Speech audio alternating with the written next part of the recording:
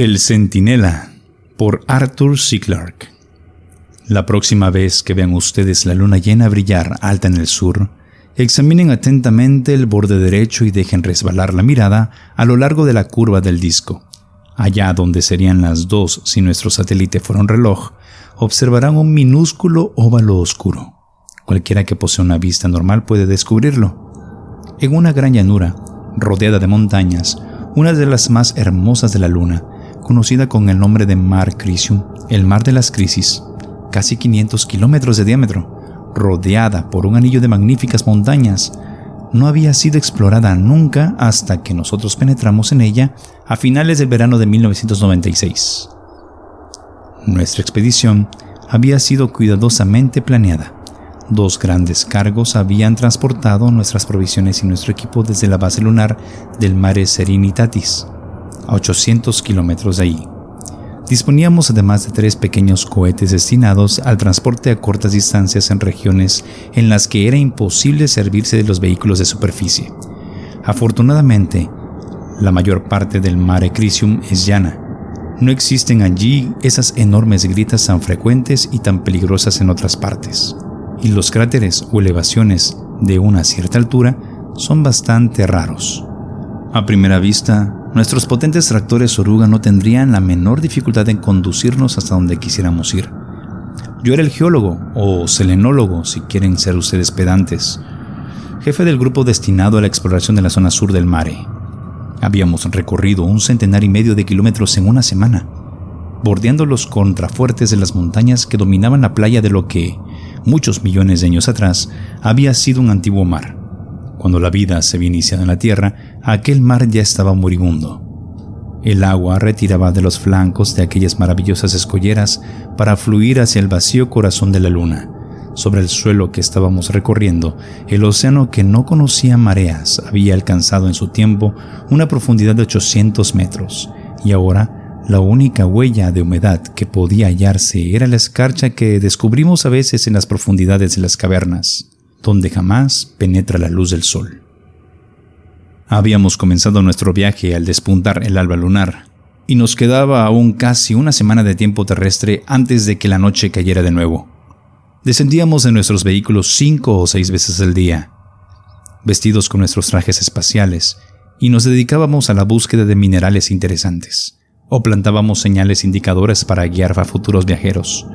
Era una rutina monótona y carente de excitación. Podíamos vivir confortablemente al menos durante un mes en el interior de nuestros tractores presurizados. Y si nos ocurría algún percance, siempre nos quedaba la radio para pedir ayuda, tras lo cual no teníamos otra cosa que hacer más que aguardar la llegada de la nave que acudiría a rescatarnos. Acabo de decir que la exploración lunar es una rutina carente de excitación, y no es cierto. Uno nunca se cansa de contemplar aquellas increíbles montañas tan distintas de las suaves colinas de la Tierra. Al doblar un cabo o un promontorio, uno nunca sabía qué nuevos esplendores nos iban a ser revelados. Toda la parte meridional del Mare Crisium es un vasto delta donde, hace mucho tiempo, algunos desembarcaban en el océano, quizás alimentados por las torrenciales lluvias que habían erosionado las montañas durante el corto periodo de la era volcánica, cuando la luna era aún joven, cuando uno de aquellos antiguos valles era una tentación, un desafío a trepar hasta las desconocidas mesetas que había más allá. Pero teníamos aún 1,5 centenares de kilómetros que cubrir, y todo lo que podíamos hacer era contemplar con envidia aquellas cimas que otros escalarían. A bordo del tractor vivíamos según el tiempo terrestre, y a las 22 horas exactamente enviábamos el último mensaje por radio a la base, y terminábamos nuestro trabajo. Afuera las rocas seguían ardiendo bajo un sol casi vertical. Para nosotros era de noche, hasta que nos despertábamos de nuevo, tras 8 horas de sueño. Entonces, uno de nosotros preparaba el desayuno. Se oía un gran zumbido de afeitadoras eléctricas, y alguien conectaba la radio que nos unía a la Tierra. Realmente, cuando el olor de las salchichas cociéndose comenzaba a llenar la cabina, a uno le resultaba difícil creer que no habíamos regresado a nuestro planeta. Todo era tan normal, tan familiar, excepto la disminución de nuestro peso y la lentitud con que caían todos los objetos. Era mi turno de preparar el desayuno. En el ángulo de la cabina principal, que servía como cocina. Pese a los años transcurridos, recuerdo con extrema claridad aquel momento, porque la radio acababa de transmitir una de mis canciones preferidas, la vieja tonada Gala David de las Rocas Blancas. Nuestro conductor ya estaba afuera, embutido en su traje espacial, inspeccionando los vehículos oruga. Mi asistente Luis Garnett, en la cabina de control, escribía algo relativo al trabajo del día anterior en el diario de a bordo. Como cualquier ama de casa terrestre, mientras esperaba que las salchichas se cocieran en la sartén, dejé que mi mirada vagase sobre las montañosas paredes que cercaban el horizonte por la parte sur, prolongándose hasta perderse de vista por el oeste, y por el oeste parecía no estar a más de 3 kilómetros del tractor, pero sabía que la más próxima estaba a 30 kilómetros. En la luna, por supuesto, las imágenes no pierden nitidez con la distancia. No hay ninguna atmósfera que atenúe, difumine o incluso transfigure los objetos lejanos, como ocurre en la Tierra. Aquellas montañas se elevaban hasta 3.000 metros, surgiendo abruptas de la llanura, como si alguna erupción subterránea las hubiera hecho emerger a través de la corteza en fusión. No se podía ver la base ni siquiera de la más próxima, debido a la acusada curvatura de la superficie, ya que la luna es un mundo muy pequeño y el horizonte no estaba a más de 3 kilómetros del lugar donde yo me hallaba. Levanté los ojos hacia los picos que ningún hombre había escalado nunca, aquellos picos que antes del nacimiento de la vida sobre la Tierra habían contemplado cómo se retiraba el océano, llevándose hacia su tumba la esperanza y las promesas de un mundo. El sol golpeaba los farallones con un resplandor que cegaba los ojos, mientras que un poco más arriba, las estrellas brillaban fijas en un cielo más negro que la más oscura medianoche de invierno en la Tierra. Iba a girarme, cuando mi mirada fue atraída por un destello metálico casi en la cima de uno de los grandes promontorios que avanzaba hacia el mar, 50 kilómetros al oeste. Era un punto de luz pequeñísimo, carente de dimensiones, como si una estrella hubiera sido arrancada del cielo por alguno de aquellos crueles picos, e imaginé que era una roca excepcionalmente lisa, que captaba la luz del sol y me la reflejaba directamente a los ojos. Era algo que sucedía a menudo. Cuando la luna entra en el segundo cuarto, los observadores de la Tierra pueden ver a veces las grandes cadenas montañosas del Océano Procellarum, el océano de las tormentas, arder con una iridiscencia blanco-azulada debido al reflejo del sol en sus laderas. Pero sentía la curiosidad de saber qué tipo de roca podía brillar allá arriba con tanta intensidad. De modo que subí a la torreta de observación y orienté nuestro telescopio hacia el oeste. Lo que vi fue suficiente para despertar mi interés. Los picos montañosos claros y nítidos en mi campo de visión parecían no estar más de 800 metros de distancia, pero el objeto que reflejaba la luz del sol era aún demasiado pequeño para poder ser identificado. Sin embargo, aunque no pudiera ser distinguido claramente, sí podía darme cuenta de que estaba provisto de una cierta simetría, y la base sobre la que se hallaba parecía extrañamente plana. Estuve observando durante un buen rato aquel brillante enigma, aguzando mi vista en el espacio, hasta que un olor a quemado proveniente de la cocina me informó que las salchichas del desayuno habían hecho ya un viaje de casi 400.000 kilómetros para nada. Mientras avanzábamos a través del Mare Crisium aquella mañana, con las montañas irguiéndose a occidente, discutimos sobre el caso y continuamos discutiendo a través de la radio cuando salimos a realizar nuestras prospecciones. Mis compañeros sostenían que había sido probado sin la menor sombra de duda que jamás había existido ninguna forma de vida inteligente en la Luna. Las únicas cosas vivas que habían llegado a existir eran algunas plantas primitivas y sus antecesoras, que tan solo eran un poco menos degeneradas. Esto lo sabía yo tan bien como todos, pero hay ocasiones en las que un científico no debe temer al ridículo. «Escuchad», dije firmemente, «quiero subir hasta allá arriba, aunque solo sea para tranquilizar mi conciencia. Esta montaña tiene menos de 4.000 metros, lo que equivale a 700 con gravedad terrestre, y puedo hacérmela en una veintena de horas. Siempre he deseado escalar una de esas colinas, y aquí tengo un buen pretexto para hacerlo». «Si no te partes el cuello», dijo Garnett, «vas a ser el hazmerreír de la expedición cuando regresemos a la base. De ahora en adelante esta montaña se llamará seguramente la locura de Wilson». «No me partiré el cuello», dije con firmeza. «¿Quién fue el primero que escaló el pico y Helicón?» ¿Pero no eras un poco más joven tú por aquel entonces?, preguntó suavemente Lois. Una razón más para ir, dije muy dignamente. Aquella noche nos acostamos pronto, tras conducir el tractor hasta unos 500 metros del promontorio. Garnett vendría conmigo el día siguiente. Era un buen escalador y había participado conmigo en otras expediciones semejantes.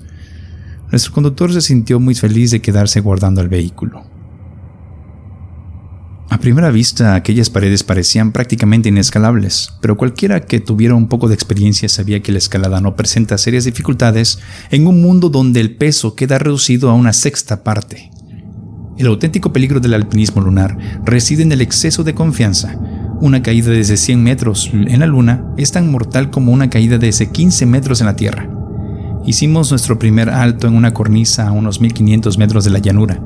La escalada no había sido difícil, pero el esfuerzo al que no estaba acostumbrado había embarado mis miembros, y me sentía feliz del poder descansar un poco. Visto desde allí, el tractor parecía un minúsculo insecto metálico al pie de la pared. Por radio, comunicamos nuestro avance al conductor antes de proseguir la escalada. Dentro de nuestros trajes, la temperatura era agradablemente fresca, puesto que el sistema de refrigeración anulaba los efectos del ardiente sol y eliminaba al exterior los desechos de nuestra transpiración. Hablábamos raramente, salvo que debiéramos intercambiar instrucciones o discutir acerca del mejor camino a seguir. No sabía lo que estaría pensando Garnett. Seguramente que era la empresa más absurda en la que se había embarcado.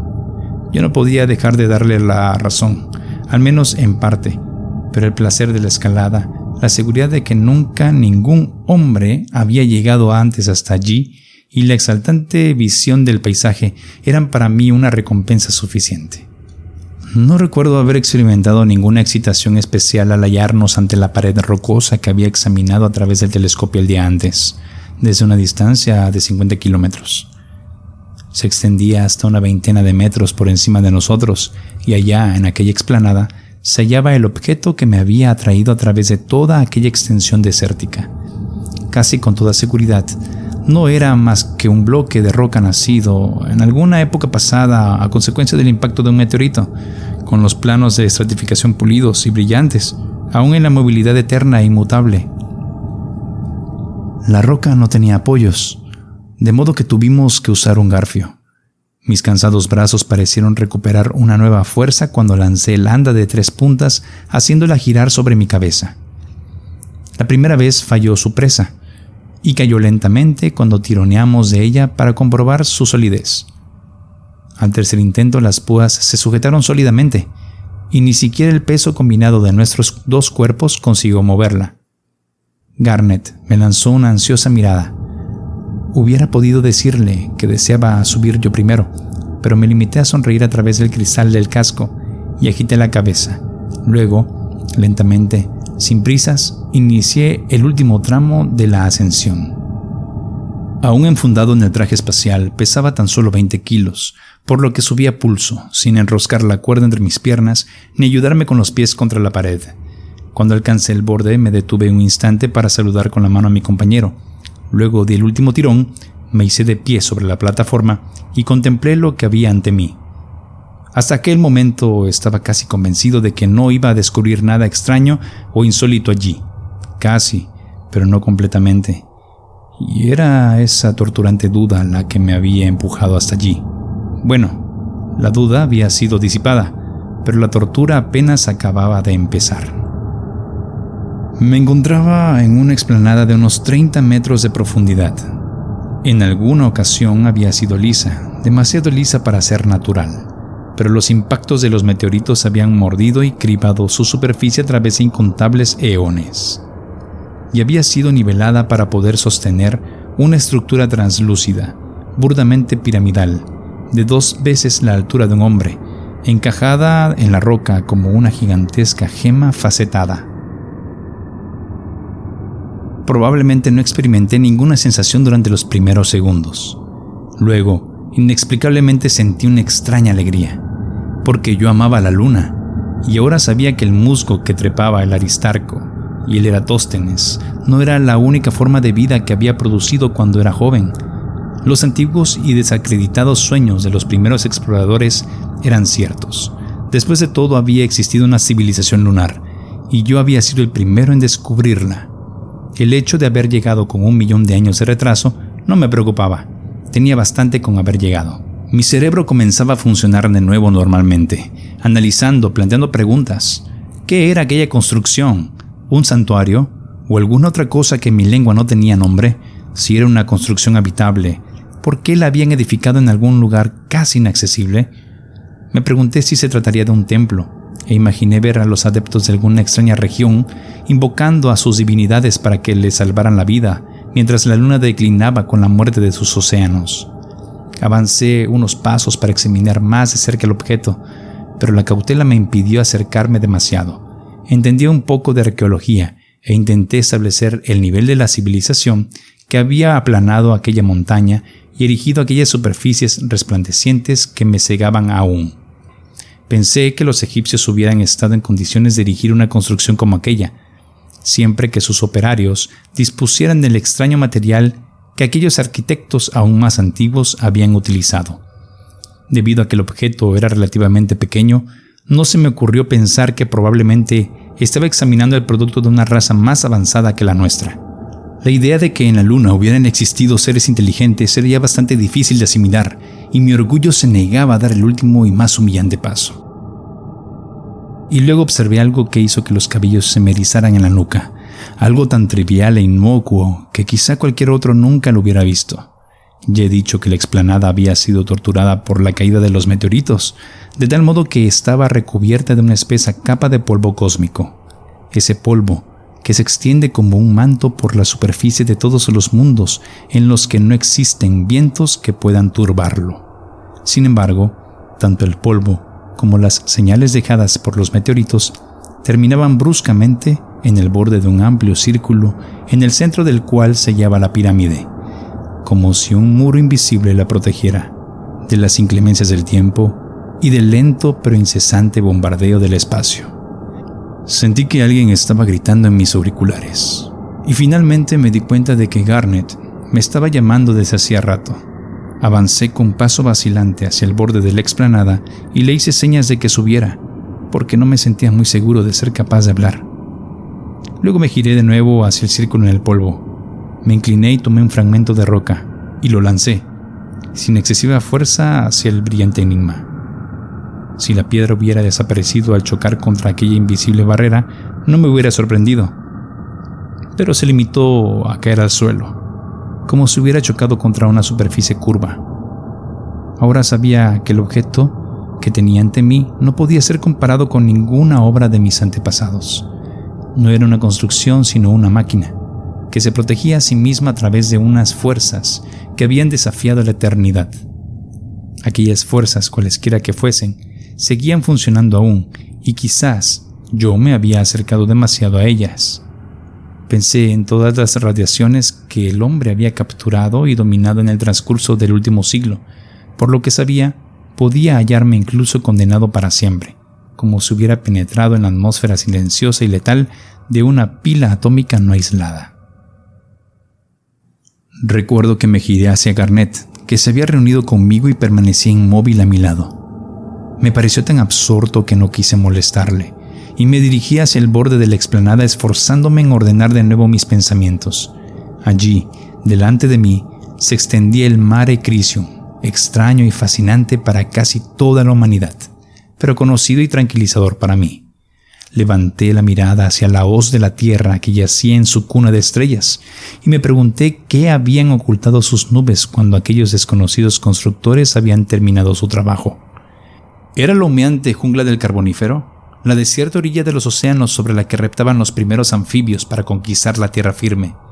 ¿O un periodo más anterior aún, el periodo de la soledad, antes de que la vida iniciara su desarrollo? No me pregunten por qué no intuí antes la verdad que ahora parece tan obvia. En la excitación del descubrimiento, me había convencido a mí mismo de que la aparición cristalina debía de haber sido construida por una raza que había vivido en el remoto pasado lunar. Pero de pronto, con una terrible fuerza, me traspasó la certeza de que aquella raza era tan extranjera a la luna como lo era yo. En el transcurso de 20 años de exploraciones, no habíamos hallado ningún otro rastro de vida, a excepción de algunas plantas degeneradas, Ninguna civilización lunar, aún moribunda, podía dejar tan solo una única prueba de su existencia. Volví a mirar la resplandeciente pirámide y me pareció más extraña que nunca cualquier cosa perteneciente a la luna. Y entonces, de golpe fui sacudido por un estallido de risa histérica, provocado por la excitación y por la excesiva fatiga, porque me había parecido que la pirámide me dirigía la palabra y me decía: «Lo siento, pero yo tampoco soy de aquí». Hemos necesitado 20 años para conseguir romper aquel invisible escudo y alcanzar la máquina encerrada en aquellas paredes de cristal. Lo que no hemos podido comprender lo hemos destruido finalmente con la salvaje potencia de la energía atómica, y he podido ver los fragmentos de aquel hermoso y brillante objeto que descubriera allí en la cima de la montaña. No significaban absolutamente nada. Los mecanismos de la pirámide, suponiendo que lo sean, son fruto de una tecnología que se halla mucho más allá de nuestro horizonte. Quizás una tecnología de fuerzas parafísicas. El misterio continúa atormentándonos cada vez más. Ahora que hemos alcanzado otros planetas y sabemos que solo la Tierra ha sido cuna de vida inteligente en nuestro sistema, una civilización antiquísima y desconocida perteneciente a nuestro mundo no podría haberla construido, ya que el espesor del polo meteórico en la explanada nos ha permitido calcular su edad. Aquel polvo comenzó a posarse antes de que la vida hiciera su aparición en la Tierra. Cuando nuestro mundo alcanzó la mitad de su edad actual, algo que venía de las estrellas pasó a través del sistema solar, dejó aquella huella a su paso y prosiguió su camino hasta que nosotros la destruimos. Aquella máquina cumplió su cometido y empiezo a intuir cuál era. Alrededor de 100.000 millones de estrellas giran en el círculo de la Vía Láctea, y hace mucho tiempo, otras razas de los mundos pertenecientes a otros soles deben de haber alcanzado y superado el estadio en el que ahora nos hallamos nosotros. Piensen en una tal civilización muy lejana en el tiempo, cuando la creación era aún tibia, dueña de un universo tan joven que la vida había surgido tan solo en una infinitésima parte de mundos. La soledad de aquel mundo es algo imposible de imaginar. La soledad de los dioses que miran a través del infinito y no hallan a nadie con quien compartir sus pensamientos. Deben de haber explorado las galaxias como nosotros exploramos los mundos. Por todos lados había mundos, pero estaban vacíos, o a lo sumo poblados de cosas que se arrastraban y eran incapaces de pensar. Así debía de ser nuestra Tierra, con el humo de los volcanes ofuscando aún el cielo. Cuando la primera nave de los pueblos del alba surgió de los abismos más allá de Plutón, rebasó los planetas exteriores, apresados por el hielo, sabiendo que la vida no podía formar parte de sus destinos. Alcanzó y se detuvo en los planetas interiores, que se calentaban al fuego del sol, esperando a que comenzara su historia. Aquellos exploradores deben de haber observado la Tierra, sobrevolando la estrecha franja entre los hielos y el fuego, llegando a la conclusión de que aquel debía de ser el hijo predilecto del Sol. Allí, en un remoto futuro, surgiría la inteligencia, pero ante ellos quedaban aún innumerables estrellas y nunca regresarían por aquel mismo camino. Así pues, dejaron un centinela, uno de los millones que deben de existir esparcidos por todo el universo, vigilando los mundos en los cuales vibra la promesa de la vida. Era un faro que, a través de todas las edades, señalaba pacientemente que aún nadie lo había descubierto. Quizás ahora comprendan por qué la pirámide de cristal fue instalada en la luna y no en la Tierra. A sus creadores no les importaban las razas que luchaban aún por salir del salvajismo. Nuestra civilización les podía interesar tan solo si dábamos prueba de nuestra capacidad de supervivencia, lanzándonos al espacio y escapando así de la Tierra, nuestra cuna. Este es el desafío que antes o después se plantea a todas las razas inteligentes. Es un desafío doble, porque depende de la conquista de la energía atómica y de la decisiva elección entre la vida y la muerte. Era tan solo cuestión de tiempo que descubriéramos la pirámide y la forzásemos para ver lo que había dentro. Ahora ya no emite ninguna señal, y aquellos encargados de su escucha deben de haber vuelto su atención hacia la Tierra. Quizás acudan a ayudar a nuestra civilización aún en su infancia, pero deben de ser viejos, muy viejos, y a menudo los viejos son morbosamente celosos de los jóvenes. Ahora ya no puedo mirar la Vía Láctea sin preguntarme de cuál de esas nebulosas estelares están acudiendo los emisarios. Si me permiten hacer una comparación bastante vulgar, hemos tirado del aparato de alarma y ahora no podemos hacer otra cosa más que esperar. No creo que tengamos que esperar mucho.